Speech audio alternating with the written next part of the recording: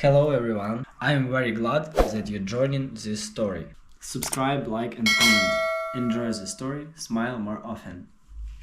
The text came in just before lunch, buzzing against the kitchen counter like some annoying insect I was too tired to swat away.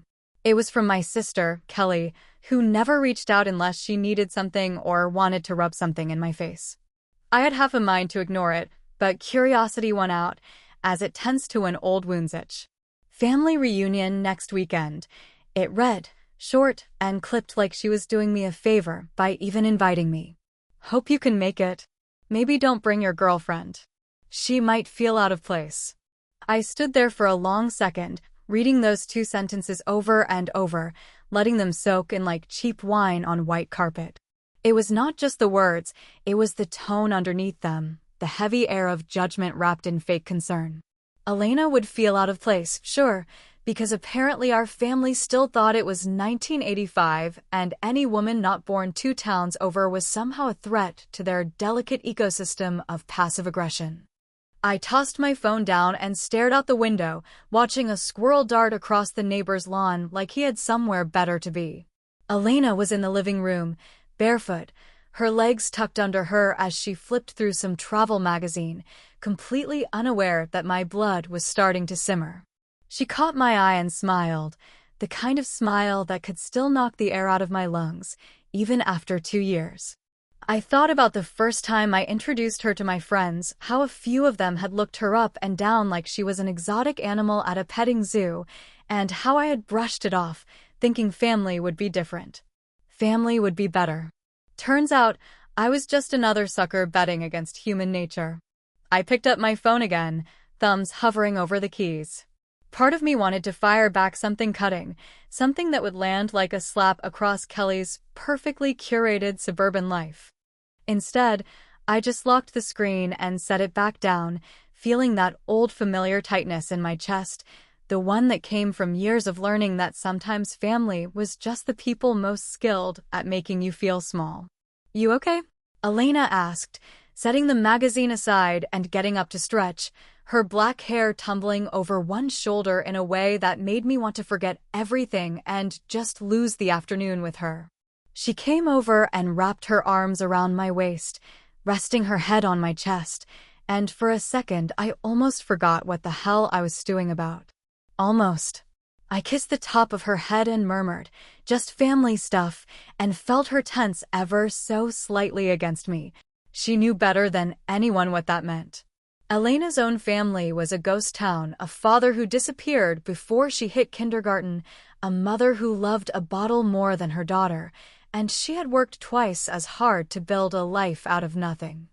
She did not carry old family scars, she carried fresh ones.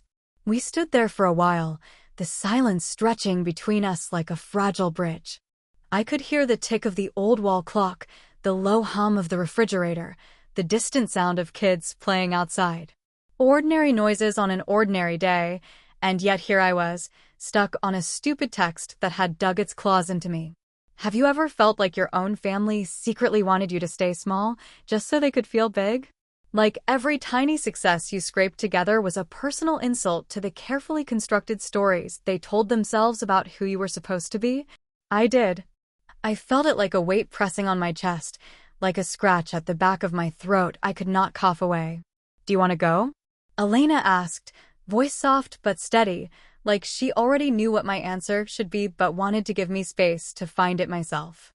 That was her gift. She never pushed, never judged, just waited patiently for me to catch up to my own damn feelings. I thought about it. Thought about sitting in a folding chair on some dry patch of grass, drinking flat beer and pretending not to notice the way people's eyes slid over Elena like she was a problem they were too polite to name. Thought about the tight smiles, the questions that were really accusations, the casual little landmines buried in every conversation. Thought about the way I would lie awake that night, angry at myself for not standing up, for not walking out. Nah, I said finally, running a hand through her hair. I don't think we're gonna go. She leaned back, just enough to look up at me, a small smile tugging at her lips. You sure? I nodded, feeling something settle inside me, something old and jagged finally smoothing out. "Yeah," I said. "I'm sure." Later, after dinner, we sat on the back porch, sipping cheap red wine out of mismatched mugs and watching the sky turn purple and gold. The world felt quiet and kind for once. Elena curled up against me, and for the first time in a long time, I let myself believe that maybe, just maybe, I did not need their approval like oxygen. Maybe it was okay to build something better for myself, even if it meant leaving behind the people who only ever wanted me when I stayed broken.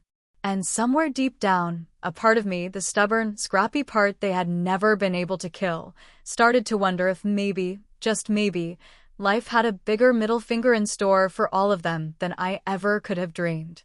It was almost midnight when I finally said it, the words tumbling out of my mouth with the reckless kind of energy that only comes from being pushed to your edge by the people who are supposed to love you the most. "Let's go to Paris," I said, my voice half a dare, half a plea, and Elena just blinked at me for a second like she was waiting for the punchline. When none came, she smiled that slow, dangerous smile she got whenever I surprised her, the one that made me feel like maybe the world still held a little magic if you were just foolish enough to chase it. We did not even think about it too long. No overplanning, no worrying about how irresponsible it was, no checking work schedules or budgets like responsible adults are supposed to do. We just opened our laptops, found 2 last-minute tickets that would get us on a plane in less than 24 hours, and booked them with a few reckless clicks that felt more satisfying than any approval I would have ever gotten at that damn family reunion. I remember Elena leaning over the kitchen island, laughing under her breath as she typed in her passport number, and thinking, God, I wish I had met her sooner, before life had gotten so complicated and heavy. The next morning, bleary-eyed and still a little buzzed from our bad decision-making, we packed 2 small suitcases with the kind of essentials you throw together when you are not thinking about anything but escape. Jeans, a few decent shirts, a worn leather jacket I had owned since college, Elena's favorite black boots with the scuffed toes she refused to replace. She tossed in a tiny red dress that made my throat dry just looking at it, and I threw in a wrinkled button-down I had not worn since a wedding 2 years ago. It felt good to move fast, to not second-guess, to just go. The flight was brutal, as flights always are when you book them last minute and end up crammed in the back of the plane next to a screaming toddler and a guy who smelled like he had bathed in cheap whiskey. But none of that mattered because Elena held my hand through the turbulence and made stupid jokes about how if the plane went down, at least we would die doing something impulsive for once. I watched her laugh in the dim cabin light, her face tired but glowing, and wondered how I had gotten so damn lucky. Paris hit us like a dream we barely believed we were living. The streets buzzed with life even though it was late, the air thick with the smell of baked bread and car exhaust, and something sweet I could not quite place. We checked into a tiny hotel tucked away in some forgotten alley, where the elevator was barely bigger than a closet, and the room was just wide enough to fit a bed and a desk, but it felt perfect. Elena opened the window and leaned out, her hair whipping around her face, and I stood behind her, wrapping my arms around her waist and kissing the nape of her neck, breathing her in like I could somehow keep the moment frozen forever. We bought a cheap bottle of champagne from a corner store and drank it straight from the bottle, sitting cross-legged on the creaky bed and telling each other the kind of stories you only tell when you are running from something. I told her about the time I had crashed my dad's pickup into the neighbor's mailbox when I was 16 and how he had made me walk the broken pieces up to the front door and apologize like I was handing over a murder weapon. She told me about the night she left home at 17, sleeping in a Greyhound station with nothing but $20 and a battered copy of On the Road in her backpack. We laughed, and then we didn't, because some stories only feel funny until you say them out loud and realize they still hurt. At some point, somewhere between the second bottle and the kind of heavy, honest silence that falls when 2 people are too tired to pretend anymore, I asked her about her work. I knew she modeled sometimes, did freelance gigs for fashion brands, but I never really pressed, because she always brushed it off like it was no big deal. This time, though, something shifted in her face, like a door cracking open that had stayed locked for a long time. "It's getting bigger than I thought it would," she said slowly, picking at the label on the champagne bottle. "I mean, it's not just little stuff anymore. It's getting real."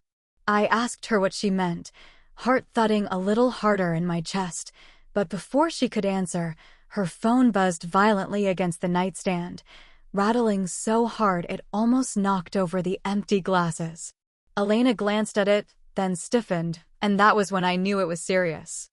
The name on the screen read Victor, and though she tried to hide it, I could see the flicker of nerves pass through her eyes.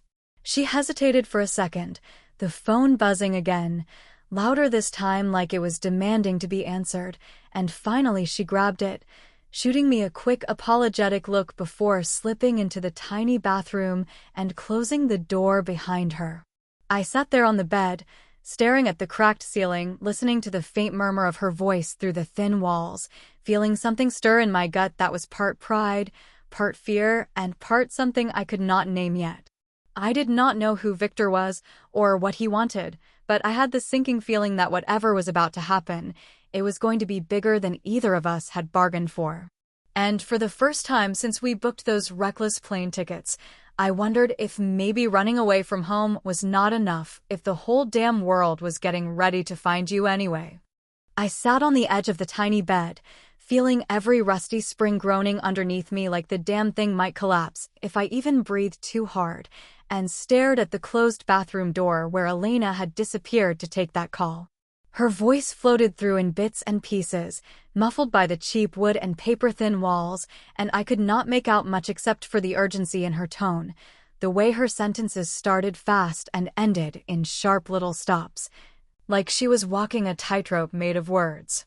The champagne buzz was fading now, replaced by a gnawing restlessness that made my knee bounce and my fingers drum against the mattress in an impatient rhythm.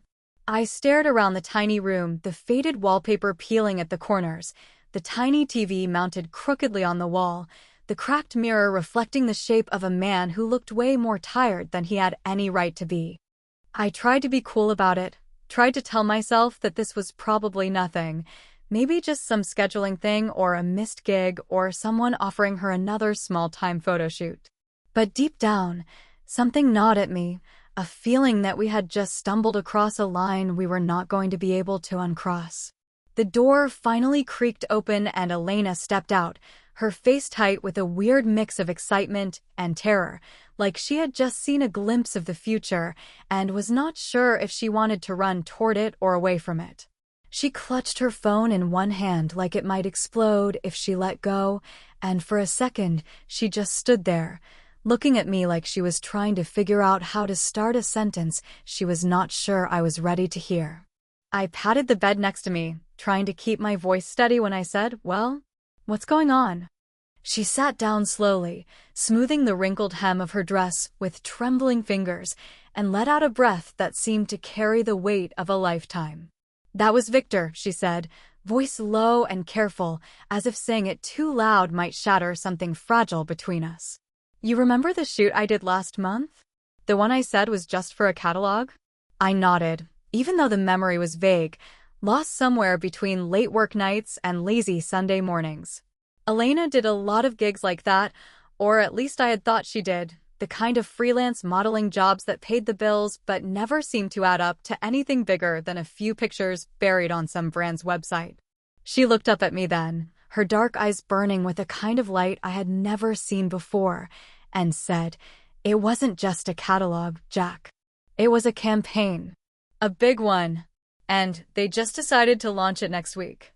In New York." I blinked, trying to connect the dots, feeling like I was missing the punchline to a joke everyone else already got. "Okay," I said slowly. "So you got a big ad. That's awesome, babe." She laughed, a short, disbelieving sound, and shook her head. "No, Jack. It's not just an ad. It's Times Square. A billboard. One of the giant ones. They're putting my face up in the middle of Times Square." For a long moment, I just stared at her, the words bouncing around my brain like pinballs, refusing to land anywhere solid. Times Square. Not some mall kiosk or some regional flyer. Times fucking Square. The beating neon heart of the world, where millions of people looked every single day, where careers were made and legends were born. My heart pounded against my ribs like it was trying to escape. I looked at Elena, really looked at her, and saw someone I had somehow underestimated without even meaning to, someone whose dreams were bigger and louder and wilder than I had ever realized. And with that realization came an ugly little thought I could not quite shove away. How the hell had I not known she was this big already? Had I been so wrapped up in my own bullshit, in my bitterness toward my family, in my half-assed resentment toward the world, that I had missed the fact that the woman sitting next to me was a goddamn rocket ship just waiting for ignition? I felt pride swelling in my chest, fierce and raw, but underneath it there was something colder too, something sharp and uncomfortable. Fear, maybe? Or shame. Elena reached out and took my hand, squeezing it hard, grounding me back to her, to us, to the moment that was unfolding whether I was ready for it or not. Her fingers were shaking, but her grip was solid, her voice steady when she said, "You're about to see a whole other side of me, Jack." And I knew, with the kind of bone-deep certainty you do not get often in life, that she was not just talking about a billboard. She was talking about everything. About the life that was about to crack open around us, about the future rushing at us with the speed and violence of a freight train. I squeezed her hand back, holding on maybe a little too tight, because in that moment I realized that loving someone while they were still growing was easy, but loving them when they started to outgrow the life you had built together, that was where it got real. And I did not know yet whether I was strong enough to keep up. The morning of the family reunion dawned gray and heavy, the kind of day where the air feels thicker than it should and everything seems a little too quiet, like the world is holding its breath and waiting for something to go wrong. Elena and I were still in Paris, holed up in that tiny hotel room with its cracked ceiling and its windows that rattled every time a car passed by in the narrow street below. We had spent the night drinking cheap wine and talking about everything and nothing, trying to ignore the fact that, 3,000 miles away, my family was gathering without me. I had almost managed to forget about it, had almost convinced myself that I did not care, when my phone buzzed on the nightstand and lit up with a notification I could not ignore. It was a live video link from my cousin Derek, the same guy who had once dared me to jump off the garage roof when we were kids and then laughed when I broke my arm. He was live-streaming the family reunion on Facebook, and because the universe has a sick sense of humor, the link popped up with a cheerful little message. "Join us, Jack. Wish you were here." I stared at the screen for a long second, debating whether to throw the phone across the room or just delete the message and pretend I had never seen it. Elena was still asleep, her dark hair fanned out across the pillow, breathing slow and even, looking so peaceful it almost hurt to look at her. I did not want to ruin the morning, did not want to drag her into the mess of my family's pettiness and bullshit, but something inside me itched and burned and refused to be ignored. So, like an idiot who knows better but pokes the hornet's nest anyway, I clicked the link. The video sprang to life, shaky and blurry, and for a second all I could see was a bunch of bad floral decorations and a couple of folding tables covered in sad-looking casseroles. Then the camera shifted, and there they all were, my family, in all their smug, suburban glory. Uncle Phil in his ridiculous golf hat, Aunt Marcy with her wine glass already half empty, my sister Kelly standing in the middle of a knot of relatives, holding court like she was the damn queen of the reunion. The audio was spotty, cutting in and out with bursts of static, but I caught enough to feel the old familiar sting settling deep into my chest. "Where's Jack?" someone asked off camera, the voice dripping with fake concern. I heard he wasn't coming, another voice chimed in, a little too eagerly. Probably chickened out, Derek's voice added, laughing in that way that made my teeth clench. Or maybe that girlfriend of his dumped him already, Kelly said, her words sharp and bright, cutting through the buzz of conversation like a knife. Wouldn't be surprised, someone else added, and then the laughter rose, ugly and familiar, the kind of laughter that never quite leaves you, even years after you thought you had outgrown caring. I sat there, gripping the phone so hard my knuckles turned white, feeling the old rage simmering up from somewhere deep inside, that old cocktail of shame and anger and helplessness that I had spent years trying to drown in work, in relationships, in pretending I was too good to let it bother me anymore. But it still bothered me, and it always would, because no matter how far you run, you carry those voices with you, etched into the back of your skull like scars you can never quite scrub clean. I thought about waking Elena, about showing her the video, about letting her see just how ugly my family could be when they thought no one was listening. But I didn't. I just sat there and watched, letting the poison work its way through my system, because some things you have to face alone. The camera panned across the tables, past the sad decorations and the sagging party tents, past the cousins I barely recognized anymore and the uncles who had not bothered to call me in years, and then something in the background caught my eye. For a second, I thought I was imagining it, thought maybe the bad connection or the cheap wine from last night was playing tricks on me. But no, there it was. In the background, behind the tables and the crowds, taped haphazardly to the wall of the old community center where they were holding the reunion, was a giant poster. A poster with a face on it. And it was Elena's face. It was not one of the slick, professional shots I had seen from her portfolio. It was a blown-up, grainy version of one of her early gigs, back when she was just starting out, modeling for some local boutique or maybe a charity event. Whoever had printed it had done a terrible job. The colors washed out and the image stretched too wide, but there was no mistaking it. Her dark eyes stared out from the wall, her smile frozen in that awkward, hopeful way she had back then, before she had learned how to control a camera's gaze. I sat there, stunned, as the camera drifted past it without anyone even seeming to notice. No one mentioned it, no one pointed it out, but there it was, a silent, accidental tribute to the woman they had all just finished tearing down. I didn't know what it meant, if it was a joke, some cruel prank, or just a coincidence too weird to believe.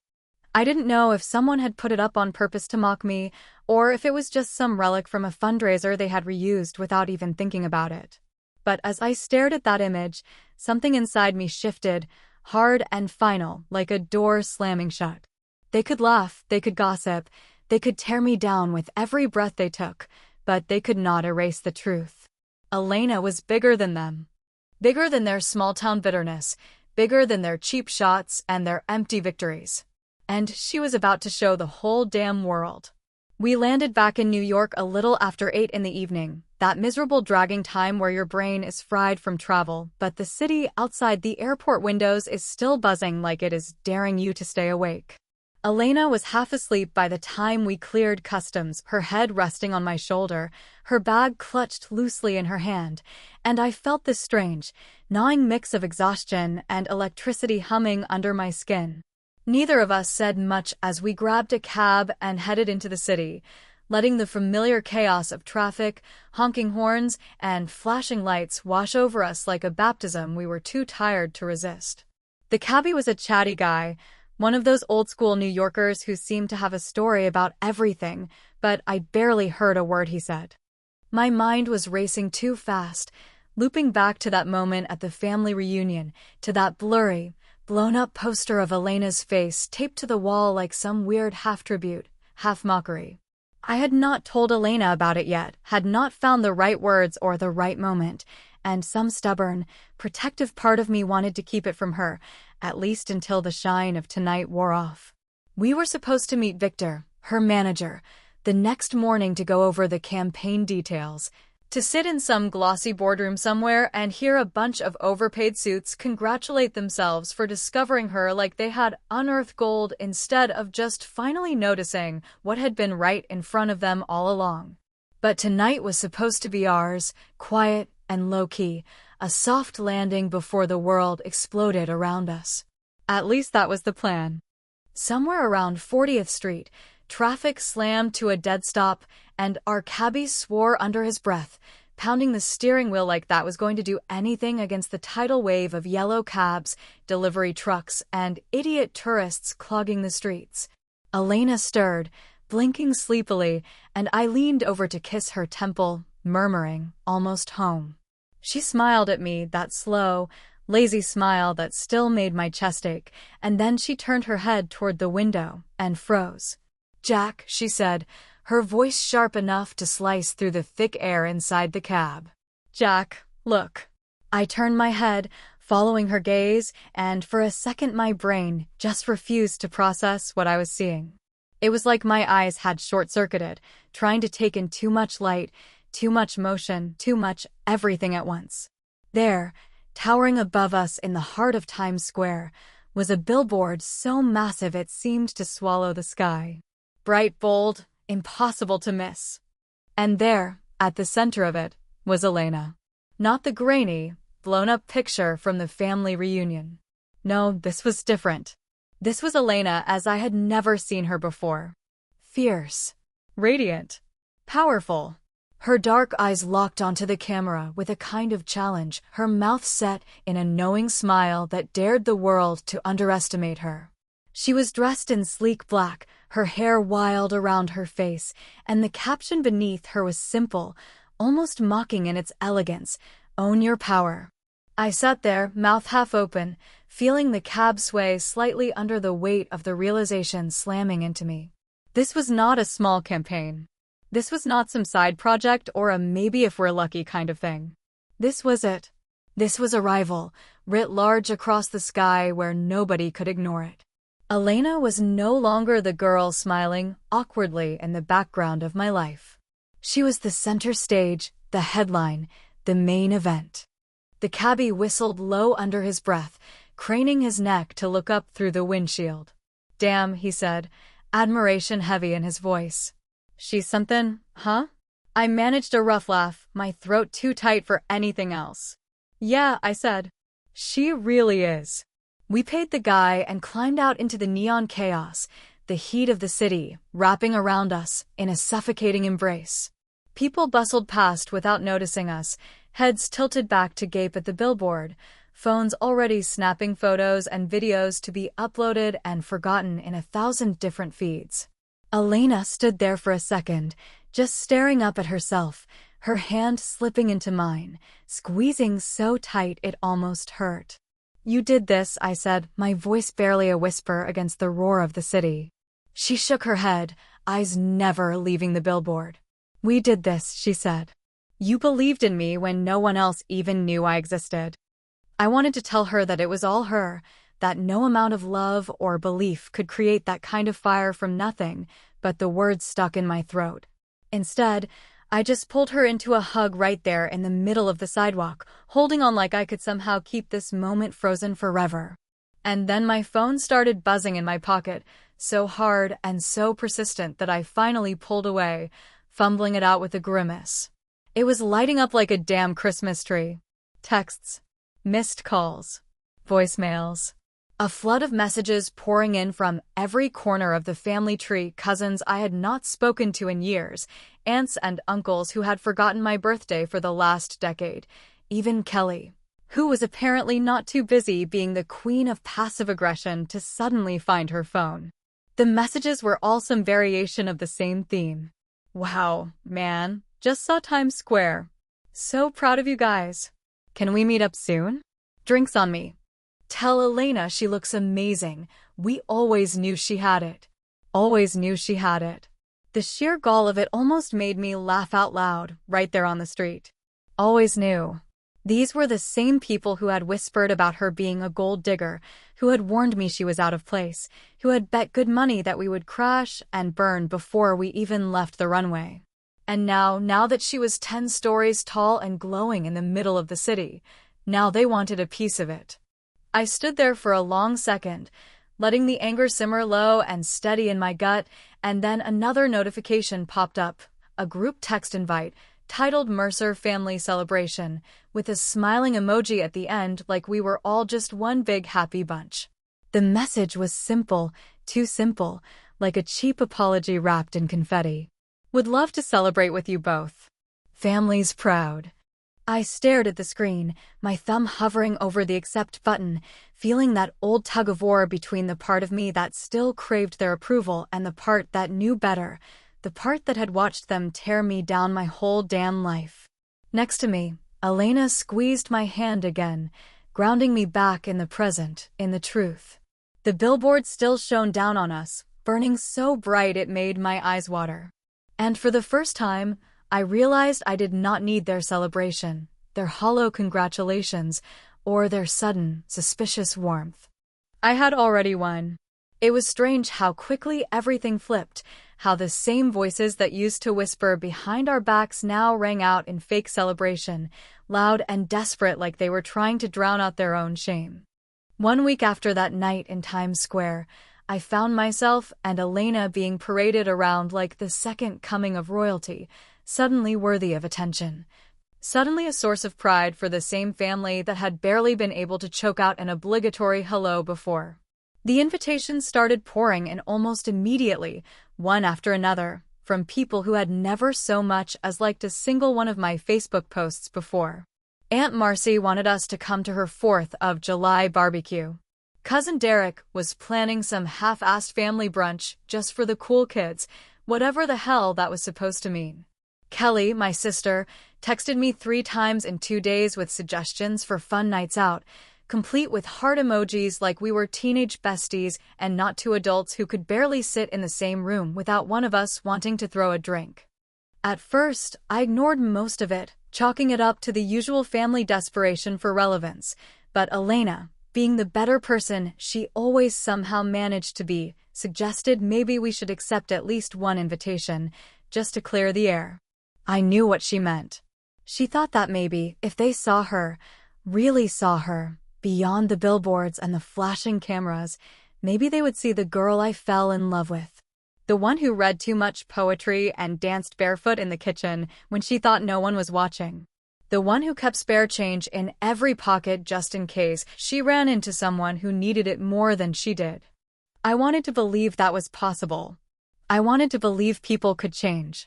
So, against every instinct screaming at me to run, we said yes to Kelly's invitation for dinner at her place, a small family get-together, she promised, just a casual night with the people who cared most.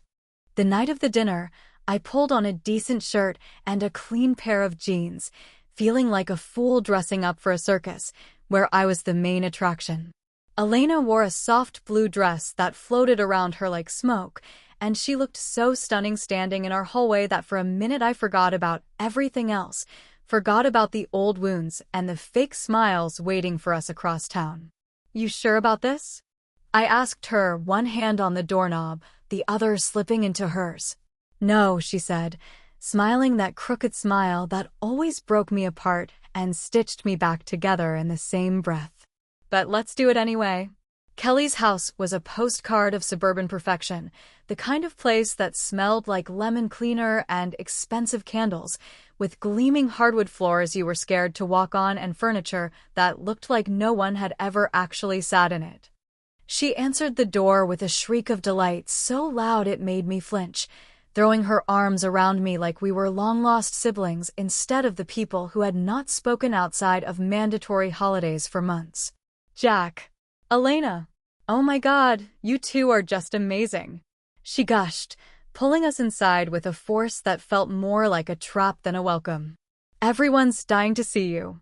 Inside, the house was packed tighter than I had expected, a sea of familiar faces all turned toward us with wide, eager smiles that felt about as real as the plastic fruit sitting on Kelly's kitchen counter.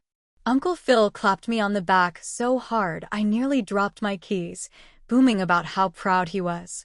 Aunt Marcy kept grabbing Elena's hand like she was trying to memorize the feel of her, gushing about how natural and beautiful she was, as if that somehow made up for years of whispered insults and backhanded compliments.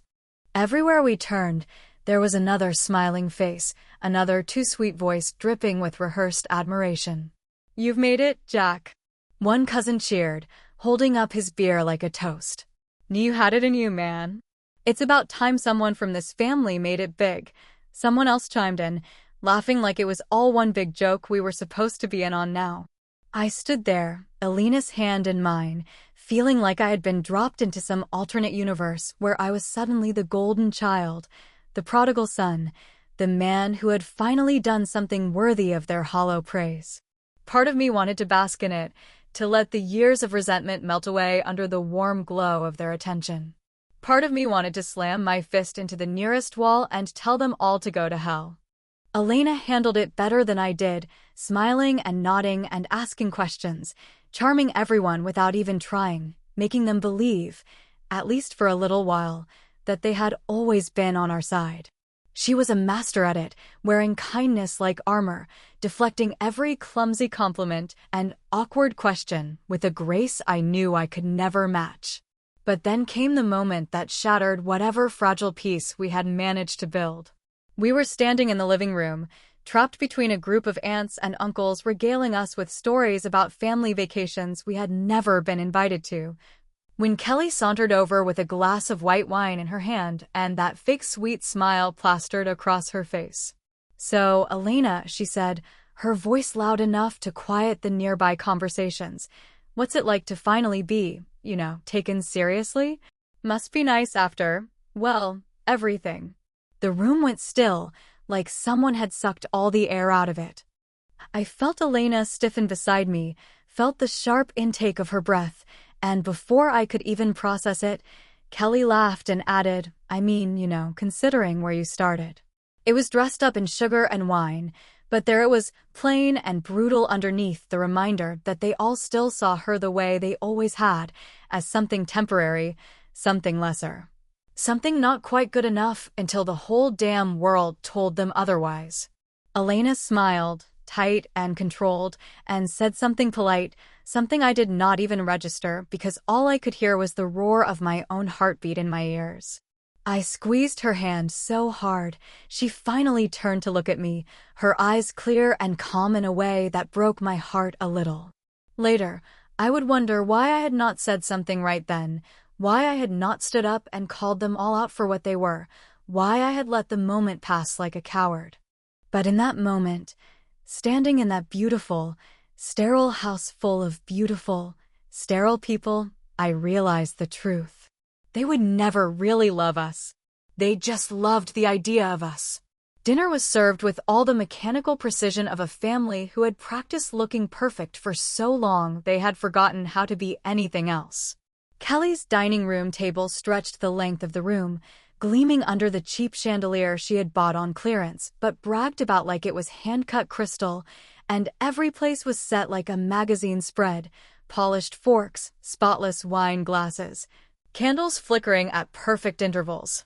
It should have felt warm, like a celebration, like something earned after all these years of being on the outside looking in, but sitting there in the middle of it, I felt like a goddamn mannequin dressed up for a scene I never auditioned for.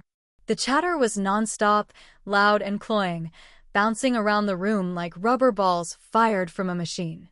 Uncle Phil was bragging about his golf scores again, Aunt Marcy was talking about some renovation she was supervising like she was a foreman on a skyscraper, and Cousin Derek was already half drunk, slurring through a story about how he almost made it big selling car parts online. Every few minutes, someone would pivot the conversation back to Elena, asking the same shallow questions about modeling and New York and what's next, like they were interviewing her for a part in their own twisted little reality show. I barely touched my food, pushing the same piece of overcooked chicken around my plate while my jaw ached from forcing smiles that did not reach my eyes. Elena sat beside me, poised and beautiful, answering every fake curious question with a grace that made me love her even more and hate them even deeper. She deserved better than this, better than forced conversations with people who only remembered you existed when your face was splashed across 30-foot billboards. Somewhere between Kelly describing her networking brunches and Derek slurring through another toast to making it, I started to fantasize about the speech. Not a speech I would ever actually give, not here, not tonight, but a speech that built itself in my mind like a pressure valve ready to blow. I imagined standing up in the middle of Kelly's spotless dining room, pushing my chair back so hard it would screech against the polished floors, and holding up my wine glass like I was about to toast along with them. I imagined the silence that would fall, the way all those plastic smiles would crack at the edges, just for a second, just long enough for the truth to slip through. Here's to all of you, I would say, voice dripping with the kind of venom you save for the people who earned it, for teaching me that family does not always mean loyalty, and love does not always mean support. Hey race to the whispered insults, the cheap jokes, the cold shoulders. Hey race to the years you spent betting against me, praying I would fall flat on my face, and laughing behind your hands every time I stumbled. I imagined lifting my glass higher, the liquid inside trembling with the weight of it. Here's to Elena, I would continue, my voice shaking but louder now, forcing them to hear it. The woman you judged without knowing, the woman you thought was a mistake I would regret. Here's to the nights she stayed up working her ass off while you all sat around complaining about your boring, comfortable lives. Hey race to the fact that she made it, not because you believed in her, but in spite of you. I imagine smashing the glass against the wall, watching it shatter into 1,000 brilliant pieces, a flash of violence in a room too stiff, too fake to handle anything real. I imagined grabbing Elena's hand, walking out without looking back, leaving them to their wine and their whispers, to their empty congratulations and their colder hearts. I imagined it all, and for a moment, God help me, it almost felt real. But I did not move. I sat there, feeling the bitterness rot inside me like a slow poison, feeling the words clog my throat until I could not breathe around them. I smiled when expected, laughed at jokes that made my skin crawl, and nodded like a man agreeing to his own execution. Because the truth is, sometimes you stay seated, not because you are weak, but because you are too tired to fight battles you already know you will not win. Sometimes silence is not surrender, it is survival. Elena must have felt the war raging inside me because at some point, when the noise grew too loud and the food too tasteless and the air too thick with hypocrisy, she slipped her hand under the table and found mine. Her fingers were warm and steady, and when she squeezed my hand, it was not just comfort she offered, it was permission. Permission to leave. Permission to stop pretending. Permission to choose peace over pride. I turned to look at her, and she leaned in just enough that I could feel the brush of her breath against my ear, her voice so low and certain it anchored me back to myself. "Let's go," she whispered, simple as that, and somehow it was the sweetest thing anyone had ever said to me. So we stood up, quietly, without speeches or smashed glasses or any of the dramatic exits I had imagined. We just rose from that gleaming, heavy table, ignoring the confused glances, the awkward stammering, the fake protests of, "But you just got here." We walked out into the night, into the honest darkness, leaving the dining room and all its false light behind us. And for the first time in a long, long time, I felt like I could finally breathe. It should have been a good day, a clean day, the kind where you pull into the driveway and the air smells like cut grass and cheap charcoal, and people laugh too loud over cold beers. I parked across the street, sat there with the diamond necklace burning a hole in my jacket pocket, thinking how proud my mom would be when she opened that little black box. 41 years old, and I still craved that look in her eyes like I was a damn 10-year-old bringing home a crayon drawing from school. I don't know if you ever outgrow that feeling, needing your mother to finally say out loud that you're enough. The house hadn't changed, not one damn bit.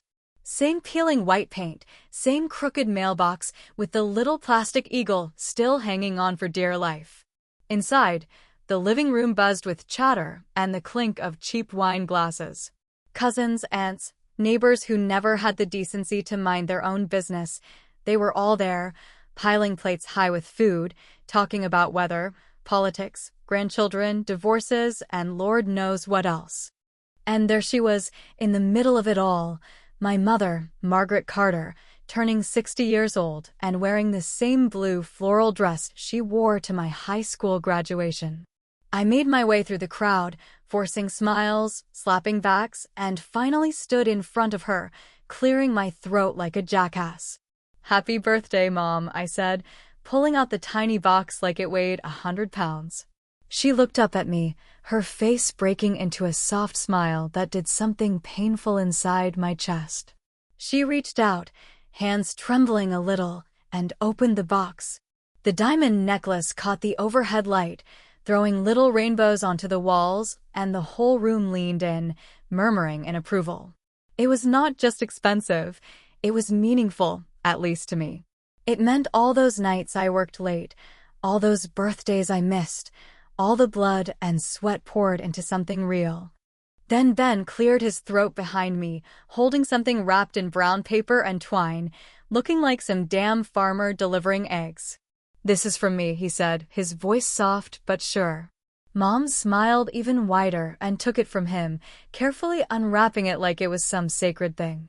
Inside was a battered, homemade scrapbook, the kind you might make in 3rd grade if your teacher was feeling particularly cruel. Page after page filled with photographs, little notes scribbled in Ben's chicken scratch handwriting. Memories. Vacations, Christmas mornings, lazy Sundays on the couch. Every damn moment I missed because I was too busy chasing the next promotion, the next paycheck, the next big thing. My stomach twisted as she flipped through it, laughing and gasping and wiping at her eyes like she'd been handed the Holy Grail. Then she held it up, her voice cracking just enough to sound dramatic. "This," she said, smiling around at everyone like a queen handing out favors, "this is real love. Not whatever you're trying to buy." She didn't even glance at the necklace. Not once. The words hit me so hard I swayed, where I stood, like someone had punched me straight in the gut and then twisted the knife for good measure. I laughed. A short, sharp sound that cracked through the room like a gunshot. Without thinking, without even looking at her, I reached forward, grabbed the necklace box out of her lap, and slipped it back into my jacket pocket. "Perfect," I said, my voice low but clear enough for every miserable person in that house to hear. "I'll just give it to the woman who raised me instead." The room went dead silent. You could hear the clock ticking on the wall, the humming of the refrigerator in the kitchen. Someone cleared their throat awkwardly. A fork clattered onto a plate. My mother's mouth opened, then closed, her face draining of color. Ben stepped forward like he was gonna say something heroic, but even he looked too stunned to move. "And hey Race, where I want to ask you something, really think about it before you answer. Is love measured by the size of the gesture, or by the number of memories you stack up over the years? Can you buy a little forgiveness, a little pride, if you've missed too much along the way?" I didn't stay for the cake. I didn't stay for the bullshit speeches or the watered-down beer or the sideways glances from people who never gave a damn about me except to whisper about my failures behind my back. I walked out that door, my boots hitting the porch steps like gunfire, climbed into my car, and drove away without looking back. The necklace sat heavy in my pocket the whole drive home, digging into my ribs like a sharp reminder of how you can have all the money in the world and still be the poorest son of a bitch in the room. I gripped the steering wheel until my knuckles turned white, the radio playing some old country song about heartbreak and broken dreams, because of course it did, because the universe loves to kick you when you're already down. By the time I pulled into my driveway, the sky had turned the color of dirty steel, heavy and bruised-looking, like it might crack open and dump the ocean right on top of me. I sat there for a long time, the necklace still in my pocket, wondering if I'd done the right thing or if I'd just burned the last bridge I had without realizing how far the fall would be. But deep down, under all the anger and humiliation, there was a cold, stubborn part of me that whispered, no. No regrets. She made her choice. She picked the scrapbook. She picked Ben. She picked the safe, easy memories over the bloody, messy sacrifices she never even saw. And maybe, just maybe, that told me everything I needed to know about where I really stood. Because love, real love, doesn't need to be cheap. It needs to be noticed. And mine sure as hell wasn't. The night swallowed us whole the moment we stepped off Kelly's manicured porch, the heavy, sticky air of summer clinging to our skin as if it, too, did not want to let go. The driveway stretched ahead, lit only by the weak yellow glow of the street lamps, and our car sat there waiting, silent and faithful, a better companion than any of the people we had just left behind. Neither of us spoke as we crossed the lawn, our footsteps loud against the quiet, but there was a kind of agreement between us, wordless and strong, the kind you do not need to speak aloud because it is already stitched into your bones. Elena slipped into the passenger seat, her dress brushing against the leather, her eyes staring straight ahead as I turned the key in the ignition. The engine rumbled to life, low and familiar, and as I pulled out onto the street, I did not look back, not at the house, not at the people still gathered inside clinking glasses and laughing too loud, pretending nothing important had just slipped right through their fingers. The road unspooled in front of us, a long stretch of blacktop broken only by the occasional flash of a streetlight, and with every mile we put between us and them, the knot in my chest loosened just a little bit more. I could feel it happening, feel the old anger and hurt slowly draining out of me like a wound finally left alone long enough to scab over. For most of my life, I thought there were rules you had to follow when it came to family, that no matter how many times they knocked you down, you were supposed to get back up and keep coming back for more, because that was just what family did. You showed up, you smiled through the bullshit, you forgave things that were never even apologized for, and you told yourself that was love. But sitting there with Elena, the hum of the tires on the road filling the silence between us, I realized maybe that was all just another story we told ourselves to make the pain seem noble. Maybe you do not owe anything to the people who only love the broken, quieter version of you, the version who needed them more than they needed you. Maybe the only apology you owe is the one you give yourself for staying too long, for hoping too hard, for expecting anything different from people who had shown you who they were 100 times before. The city lights faded behind us, melting into the night like a memory you try to chase even as it slips out of reach, and the world ahead stretched wide and empty and full of possibility. I glanced over at Elena, her face illuminated by the dashboard lights, soft and determined, the woman who had walked into my life like a wildfire and refused to let me settle for ashes. She caught me looking and smiled, a real one this time, the kind that did not ask for permission or forgiveness or anything at all. "You okay?" she asked, her voice cutting through the quiet but not disturbing it. I thought about lying, about saying something easy like yeah or fine, but then I remembered all the years I had spent pretending and decided she deserved better than that. "I don't know," I said honestly, keeping my eyes on the road, "but I think I will be." We drove on, no destination in mind except away, and it felt more right than anything I had done in a long, long time. I realized then that maybe winning does not always look the way you think it will. Maybe it is not about proving them wrong or rubbing your success in their faces until they choke on it. Maybe real winning is walking away without needing them to know you are better off. Maybe real winning is not caring whether they ever realize what they lost. At some point, we reached the highway, the kind of wide open road that makes you feel like you could drive forever if you just kept your foot on the gas and your eyes on the horizon. I turned up the radio, letting some nameless song flood the car, the bass thumping through the seats, a heartbeat that was not mine but felt like it could be if I let it. Elena leaned her head against the window, watching the darkness roll past, and for once there were no words left to say, only the steady, shared understanding that we had chosen something better, even if it came wrapped in silence and unanswered questions. I thought about the looks on their faces as we had left, the confusion, the forced laughter, the half-hearted protests, and a small, bitter part of me wanted to believe they would sit there all night wondering what they had done wrong. But deep down, I knew better. They would tell themselves whatever stories they needed to sleep at night. Maybe that we had gotten too big for them, or that Elena was leading me away, or that I had finally become the selfish screw-up they always believed I was. They would find ways to paint themselves as the victims, because admitting the truth, that they had lost us through their own smallness, would mean facing the parts of themselves they were too scared to look at. And that was not my problem anymore. I gripped the steering wheel tighter, feeling the rough leather bite into my palms, and for the first time since that stupid invitation had come through, I did not feel small. I did not feel desperate or angry or broken.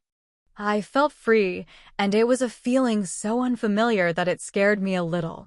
Up ahead, the road curved, and I took it without slowing down, the tires hugging the asphalt like we belonged there, like we had always belonged there, out in the open, far away from the tiny rooms and the tinier minds we had left behind. For a brief moment, I glanced into the rearview mirror, catching one last glimpse of the glow of the city far behind us, soft and blurred and fading fast. It looked almost beautiful from a distance, like anything ugly does when you are finally far enough away not to see the cracks. A half-smile pulled at my mouth, crooked and unresolved, because maybe it was peace, maybe it was rage, or maybe it was just the quiet, stubborn satisfaction of finally choosing yourself over everyone who had tried to make you smaller. Either way, I did not owe anyone an apology. And I sure as hell was not going to look back.